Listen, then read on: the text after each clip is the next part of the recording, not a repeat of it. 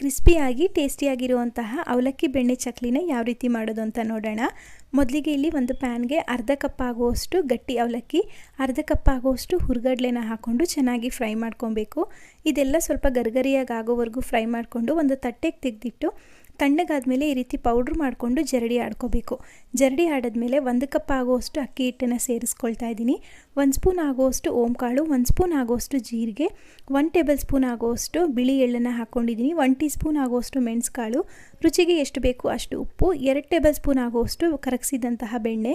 ಇದನ್ನೆಲ್ಲ ಹಾಕಿ ಚೆನ್ನಾಗಿ ಮಿಕ್ಸ್ ಮಾಡಿಕೊಂಡು ಈ ರೀತಿ ಮುಷ್ಟಿ ಮಾಡಿದ್ರೆ ಹಿಟ್ಟು ಉಂಡೆ ಆಗಬೇಕು. ನಂತರ ಇದಕ್ಕೆ ಸ್ವಲ್ಪನೇ ನೀರನ್ನು ಸೇರಿಸ್ಕೊಳ್ತಾ ಈ ಹಿಟ್ಟನ್ನು ಸಾಫ್ಟಾಗಿ ಕಲಿಸ್ಕೊಂಡು ಚಕ್ಲಿ ಹೊರಳಿಗೆ ಹಾಕಿ ನಾನು ತೋರಿಸೋ ರೀತಿ ಪ್ಲೇಟ್ ಮೇಲೆ ಚಕ್ಲಿಗಳನ್ನ ಹಾಕಿ ಹದವಾಗಿ ಕಾದಿರುವಂತಹ ಎಣ್ಣೆ ಒಳಗಡೆ ಒಂದೊಂದೇ ಚಕ್ಲಿಗಳನ್ನ ಕರೆದ್ರೆ ರುಚಿಯಾಗಿ ಕ್ರಿಸ್ಪಿಯಾಗಿರುವಂತಹ ಬೆಣ್ಣೆ ಅವಲಕ್ಕಿ ಚಕ್ಲಿ ರೆಡಿಯಾಗೋಗುತ್ತೆ. ವಿಡಿಯೋ ಇಷ್ಟ ಆಗಿದ್ರೆ ಲೈಕ್ ಮಾಡಿ, ಹಾಗೆ ಶೇರ್ ಮಾಡಿ.